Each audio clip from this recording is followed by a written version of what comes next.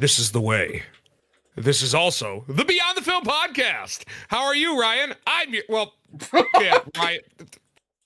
No, we're keeping it. I'm doing great, Tyler. How are you doing?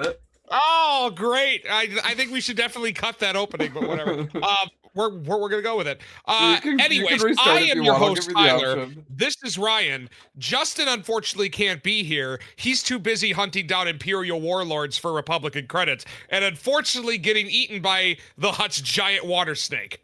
Unfortunate for Justin. Unfortunate for Justin. The guy just cannot catch a break. We're gonna see some back to back. So Justin should be back coming up in one of these next episodes. Sure. Okay. Hopefully, but if the water snake releases him. Yeah, hopefully. If Din Djarin can get out of him, so could Justin. Because if you know anything about Justin, he's just as strong and mighty as a Mandalorian.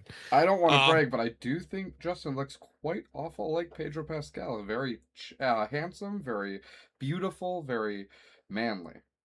I can very much agree that Justin looks just like Pedro Pascal when he's in the Mandalorian armor.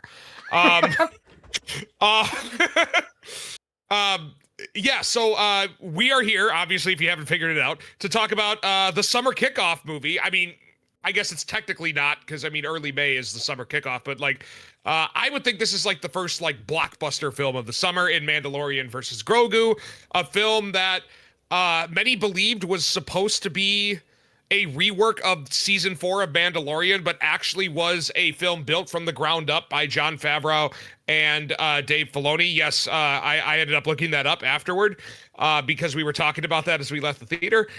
This follows the Mandalorian and his trusty sidekick Grogu on a world-spanning adventure to rescue a relative of Jabba the Hutt, and danger ensues. So Ryan, where are you with the Mandalorian series, and what did you think of this movie? Maybe even where are you with the Star Wars franchise in general? What do you mean, where am I with it? Like, how do I feel about it? How do you feel about it? Yeah, sorry. Okay, so I'll be honest, I watched Star Wars as a kid, but I had ADD really bad as a kid. So once I got the Adderall in me, I was like, okay, wait, no, this is good. This is fun to watch. But that wasn't until I was in my late 20s. So right before the last movie of the previous trilogy came out was right where I sat down and I was like, I'm going to watch all Star Wars, everything. And I rewatched all the originals. I watched the new stuff. I watched a couple of the shows. I got really, really into it. I did burn myself out on Star Wars really bad. Which is why I kind of took a break from Mandalorian right at the perfect time for season 3, which was not very good in my opinion. But then I got caught up for the movie. I watched a recap. Love Star Wars. Will continue to watch anything Star Wars that comes out movie-wise. I don't know about all the series. It has to be something that really pulls my attention. I would say that this movie did a lot better than season 3. Season 3, I don't think I'm alone in that either. I think the Rotten Tomatoes on season 3 was obscenely lower than all the other seasons. I mean, at the minimum, many people saw it as a step down from the first season. Anyway, right. The first season is one of the most celebrated Star Wars forms of media ever. Oh, it started the whole wait, we can make TV shows about everything. It was the very beginning of that with Disney. I think that this movie was a step up. I don't think it would have done well as a full season. I feel like I would have gotten very bored, but I actually think the 2 hour and 15-minute runtime or whatever it comes to, it really does well for the Mandalorian series because it kind of cuts out those gaps from the show where you are sitting there waiting for something to happen. There's a lot of talking, there's a lot of exposition, there's a lot of just screenshots and kind of useless stuff that's filling up an hour-long episode 8 times so that they can have a series. And I think the movie aspect of it did very well, seeing as how we followed the exact same formula that the series did, where it was we have something that we have to do. We did the thing. That leads us to a new thing. We do that thing. That leads us to the new thing. So on and so on, rinse and repeat. And that's kind of been the Mandalorian since the show started. We see the same thing in this movie. It's nothing new, but it's still fun. You know, it's Star Wars. Star Wars can't be not fun unless it's Rogue One. I didn't like Rogue One. Um, not liking Rogue One. That's wild to me. I will be honest though, Rogue One is the only Star Wars movie I fell asleep during, so it might deserve a rewatch because a lot of people told me I'm wrong.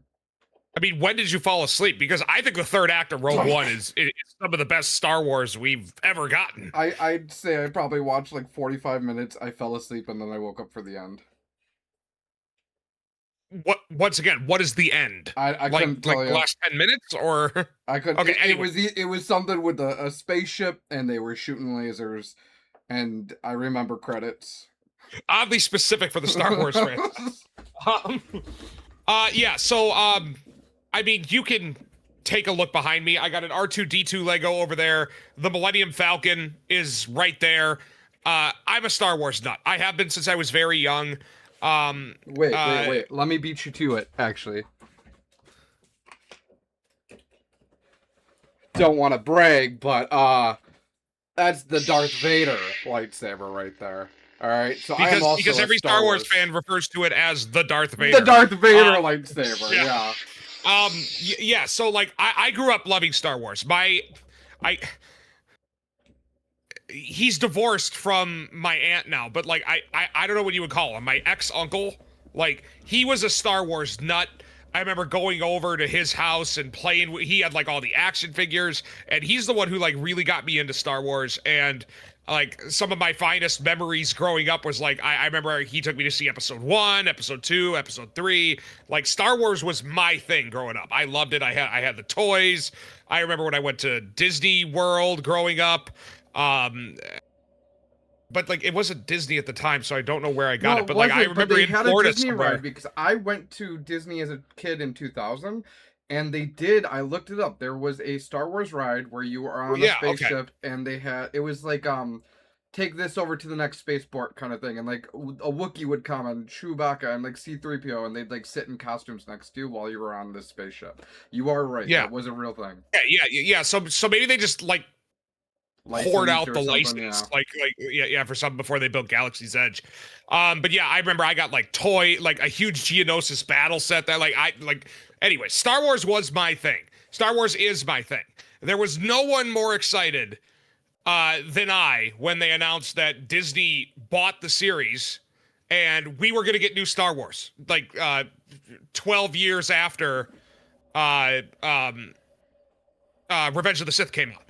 And, everyone was kind of starved for Star Wars. And, say what you will about the sequel trilogy, like, at least it got Star Wars back on a regular rotation, to good and bad, right? I mean, obviously, I'm not a huge fan of that sequel trilogy. I think it has its problems. I think it had a sore lack of direction for most of its time. But even after Rise of Skywalker came out in 2019, and it was just this utter disaster of a finale for that sequel trilogy, 2019 also gave us the first Mandalorian season. And I'm like, okay, there is hope for Star Wars beyond established characters and the Skywalker family. Like, you can tell great stories about non-Jedi, non-Skywalker characters in this universe. So I was a big fan of The Mandalorian. I liked the second and third seasons. I liked the lore they built. I liked the introduction of old returning characters. I even liked the Book of Boba Fett. Like, I thought the Book of Boba Fett was a great little addition, bringing back of the Boba Fett character with a great finale. Like, Dave Filoni, the guy who basically has taken over Star Wars since Kathleen Kennedy stepped down, I think is taking the series in some interesting directions, even though this is the first Star Wars anything movie-wise we've gotten in 7 years. So I was really sad when it seemed that season 4 of Mandalorian and Grogu, or Mandalorian, was canceled. But then we're getting this movie. I'm like, great. Maybe they can rework season 4, keep the good stuff, keep the action, and cut it down to like a 2-hour and 15-minute movie. So that's where I am with Star Wars. Huge fan. I was looking forward to this movie. And I think for the most part, like, I think it's good enough for what it is. Yeah. And I could definitely elaborate on that, but do you want to get into more specifics before we get going here? Or? No, we can definitely have you elaborate. I would agree with you for mostly everything that you've said so far. I mean, it's good enough. It's not the worst Star Wars thing we've seen, but it also brought some really cool cameos from like other Star Wars projects that we can get into. But I'll let you get into expanding on what you were saying. Yeah, so I went in with the same thought process that you did, where I thought this was basically just a rework of what season 4 was supposed to be, and they just banded the ideas together into a movie instead of the TV show. But when I went on and read afterward and found out that Dave Filoni and Jon Favreau are adamant that they built this movie from the ground up, it's even more perplexing to me, because this movie's biggest problem is that it just feels like a prolonged TV episode. Like, it doesn't feel like it's anything substantial within the Star Wars universe. It feels like empty calories. Like, it's a fun little adventure. Don't get me wrong. I like the Mandalorian. He's a cool character. I like Grogu. He's cute. Look, is he absolutely a overly cute plushy toy to sell toys to kids? Yes, but I still love him. He's cute. Every time he's on screen, I smile and I give a little chuckle. So, like, I have nothing wrong with the characters.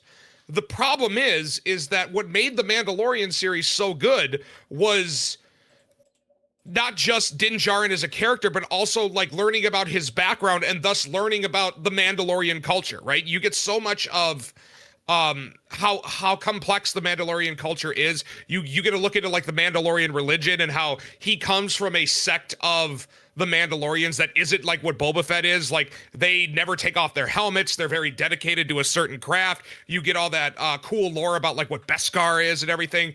And like, I would have liked to see in this movie a little bit more add on to the lore. Like, I want something for the fans. But what this movie did, and I don't know if I can necessarily fault it for that, is the movie very much wants to bring in and entertain older fans, but also not alienate people who maybe haven't seen the series and are just coming looking for a good time. I mean, I think you could confidently say, and I could confidently say, that this movie, you very much could like have not seen anything since episode 9 and came in and still followed along what was going on.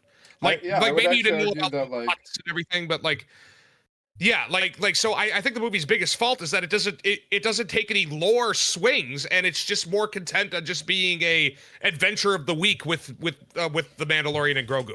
Yeah, I would actually argue and say that this could honestly, this could be somebody's first Star Wars movie. Like, there's, like, yeah, it helps to have known like where we are in the timeline. It helps to know what happens in Star Wars, but like, you could watch this and still have a good time without knowing anything about Star Wars.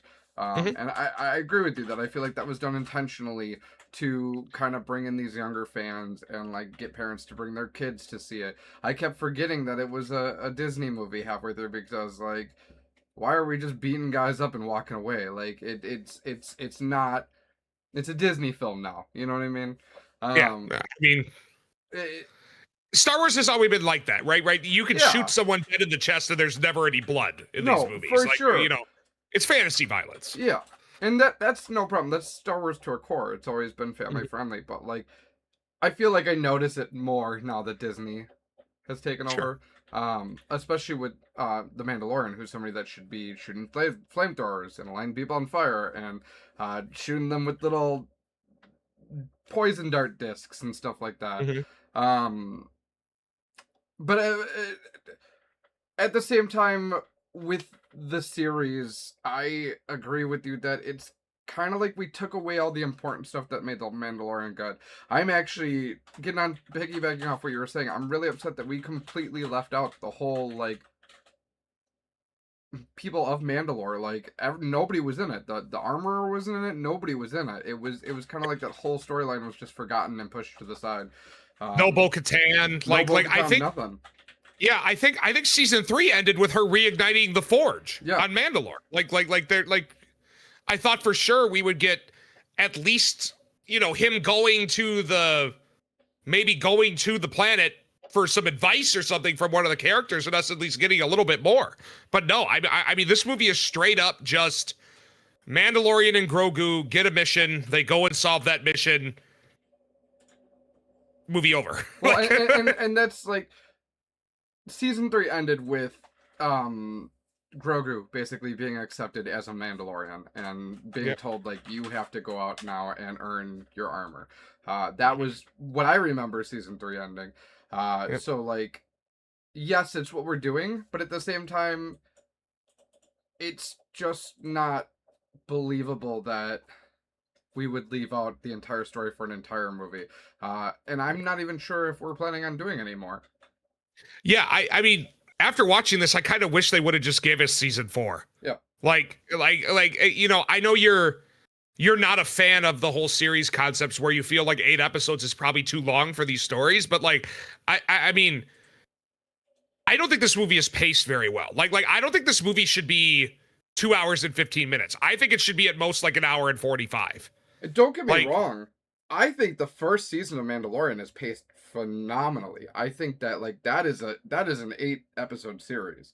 I Yeah. do not think season 3 or Book of Boba Fett were 8 episode series. You're not wrong. Like, Yeah, the Marvel series have that problem too, where like it's a Disney issue, to be honest. they just they just feel like uncut longer movies. And yeah, yeah, I think pacing wise, the movie starts off really good. Like, you know, it's got a good intro. Once we kind of get into the thick of the story and Mandalorian first goes to the planet with what is the Hutt's name? Oh man, I don't. You're talking about. I keep wanting to call him Roderick, and I don't know why. Jabba the Hutt's son Something with an R. Rhoda the Hutt needs to be brought back to his uncles or uncle and aunt or whatever, and in exchange for some information, right? There's a lot of, you know, MacGuffins and stuff going on here that ultimately don't end up mattering, but yeah, I mean, seeing the like gladiatorial combat thing was really fun. Like, the movie's got some good action set pieces, but ultimately it just feels hollow because the movie just spends too much time on stuff that just doesn't matter. Like say what you will, like I've already expressed my love for Grogu. The like 20 to 30 minute segment towards the second act into the third act of the movie where the Mandalorian is indisposed, for lack of spoilers, indisposed, and it basically centers on Grogu taking care of him. And that whole segment was just like really, really trying and just felt like it lasted forever. And I'm like, you know, cut this section out of the movie or make it significantly shorter. And then I think I wouldn't have as big of an issue with this just being an adventure of the week style movie. Well, Tyler, we had to leave it in the movie because we had to pay homage to The Last of Us. We gotta sell the toys, Ryan. We gotta sell the toys. I don't know. So like seeing Road of the Hutt in general, that's fun because that's from, I believe, the Clone Wars cartoon, or was it Rebels? Yeah. Well, yeah. What's funny enough is if you remember, the Clone Wars cartoon started off with an animated theatrical movie called Star Wars: The Clone Wars, Yes. and Anakin and Ahsoka Tano are tasked with rescuing Rhoda the Hutt as a baby. Yeah. So it's kind of nice to see that come around full circle, where Rhoda the Hutt is now, I don't know if he's like an adult or if he's like a teenager, but he's like this odd because the Hutts have always been like really like fat and like slovenly, but like he's like He's a buff ripped, yeah. fighter Hutt. Like Yeah. it was kind of cool to see him. Could not even tell that was Jeremy Allen White. No, I knew he was in the movie, but I was like, Yeah. couldn't recognize his voice at all. Yeah, and like I thought that was a fun addition. Like I wouldn't be mad if for some reason we do get a season 4 and him and Oh God, I am really bad with the names. Yeah, I wouldn't be mad if they like joined together and like became like a ragtag group, a la the you know, similar to like the Jedi Fallen Order gang, yeah. right? No, for sure. I'd love for Rhoda to become like a main character. Zeb. That's what. Zeb was his name. Zeb, yeah. Zeb Aurelios. Yeah, it's hard because like when like it seems like I'm being really harsh on the movie, but like I did enjoy it. Like I had fun watching it.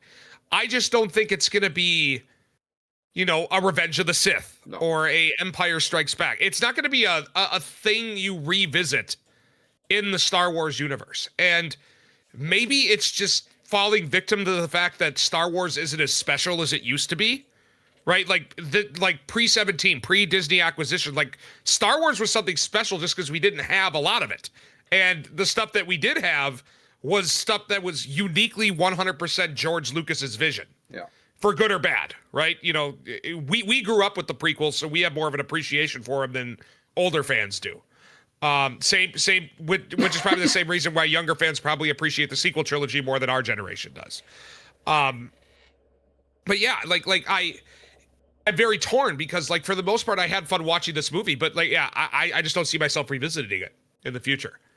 So I don't know if that means like it's a quote unquote bad movie, even though I had fun with it. But yeah, what do you think? I agree with you. I don't see this being a billion-dollar movie. As we've seen with some other Star Wars movies, I don't see this being crazy money. I see it doing well. I see it maybe doing well enough to get a sequel. I don't know. I'm torn. I agree with you for the most part on everything about the movie. It's got some really fun action scenes, but that's where everything dies out. Beyond the action, there's nothing here. Um, and that's weird for me to say because some of the action is my favorite parts of Star Wars. Mhm. It just feels Yeah, empty. It feels kind of like an open world game that doesn't have any story. You know what I mean? yeah, yeah. Oh yeah, very much so. It's like so if you're a video game fan, it's like when No Man's Sky first came out, Exactly. where you Yes. where you have like a massive world and nothing to do, Yes. right? Yeah. I mean, oddly, like when you're saying that, like it doesn't feel like there's a lot of like characters in this movie, even though they go to multiple different planets. They feel kind of lifeless. Like it feels like there's Exactly. only like 5 characters on a planet where hundreds of millions of And people are and supposed to most of live. the characters we've already seen. Like I'd say most of the character interaction is actually with the little short ship guys. Yeah, the Babu Freak creatures. Yeah. But yeah, so supposedly what the future holds, I don't know if this is still going to be the case, but Dave Filoni is supposed to be directing like an Avengers style Star Wars film with the Mandalorian and Grogu and Ahsoka Tano and reuniting the people from Rebels and Boba Fett and all that. I think they're all supposed to come together and supposed to take on like Grand Admiral Thrawn or Well, something like that. hopefully we can I don't know if DH that's Mark still Hamill going to happen again. because I think that movie is only going to be contingent on how good Mandalorian v Grogu goes in theaters. And I mean, I don't think there's been a Star Wars film that not gross $1 billion. Yeah. I will check that right now, but I don't see this movie making the kind of money that even something like a Rogue One or a Solo made, Right. worldwide. So okay, so we won't count. Yeah, that's shocking. So yeah, when Phantom Menace came out, that made $1 billion in 1999, which was a pretty big deal. Attack of the Clones 653, Revenge of the Sith 905. Adjusted for inflation, those are probably well over the $1 billion mark. Force Awakens made $2 billion. Last Jedi 1.3 billion. Rise of Skywalker 1 billion. Rogue One made $1 billion. Okay, so looking here, Solo was, I guess, the biggest box office bomb in recent records. That only made $392 million. Wow. Can you hear me? Yeah. No, I said wow. That shocks me. That's low for a Star Wars movie. Yeah. So I mean, like, does it have to do? If it has to do better than Solo for I see it that to, happening then. Yeah. yeah. I mean, I see that happening too. I mean, it was on track for an $80 million opening. I'm sure by now. Here. Let's see what it's currently at. $167 million. So it's already past its budget. And I think that I think it could definitely make, especially with an entire summer to kind of, build whatever legs it has. Yeah, we've still got Mario Galaxy in theaters, and it's already digital, Yeah. so I see this sticking in theaters for a little bit. But I'm looking here, and Solo came out right around the same time. Solo came out on May 25th of 2018. But we were also kind of like Star Wars'd out at that point, where it felt like we were getting a lot. So, who knows? I'm going to be very curious to see what Mandalorian and Grogu does number wise, and to see if Lucasfilm and Disney view it as a success. Yeah. So, going back a little bit though, I would love to yeah. talk a little about expanding on the characters. I think one of the strongest characters in the movie, actually, that isn't a character that we've seen besides Rhoda, Sigourney Weaver actually does a fantastic job adding to just kind of like some kind of story to the movie at all whatsoever. You know what I mean? Yeah, I mean, she's fine. I mean, she doesn't have a lot of scenes to you know make her wings shine, but Yeah. I mean, she's a capable actress who's more than willing to bring some stability to a franchise that I think is in desperate need of some stability, especially after the death of Carl Weathers, who kind of played a role similar to her for the Mandalorian in the first couple seasons before his death. Well, I think Um, more so I'm just like, it's like it's cool we saw oh yeah, Scorsese yeah. in the movie, and that's fun. I think it was just that Sigourney Weaver was the first one where I like leaned over to my brother and I was just like, oh my god, is it Sigourney Weaver? Like, you know what I mean? Yeah. I mean, I'm guessing that's how people feel like it. Like maybe not back then, but like if someone goes and rewatches Phantom Menace for the first time, they're gonna be oh my god, is that Liam Neeson? Like Oh oh my my god, god. is that Ewan McGregor? I got Like really nervous for a second because I was like, the character in the fishing hut. You know what I mean? The guy yeah, that kind of helps Grogu hmm without spoilers. Uh, right.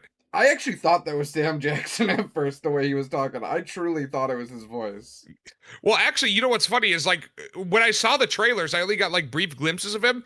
I thought he was gonna, and I don't think he is, but I thought he was gonna be the same species as Sebulba from Oh, Menace, the like yes, the racing the guy. like evil pod racing guy. Yeah. I thought that was gonna be like some relation to him, but I don't think it's the same creature. While we're on this topic, though, right before we end, Mhm. because we're about to go over, the the the counter bounty hunter, is that a returning character? I don't have any memory of I that, but it also so like looks super familiar.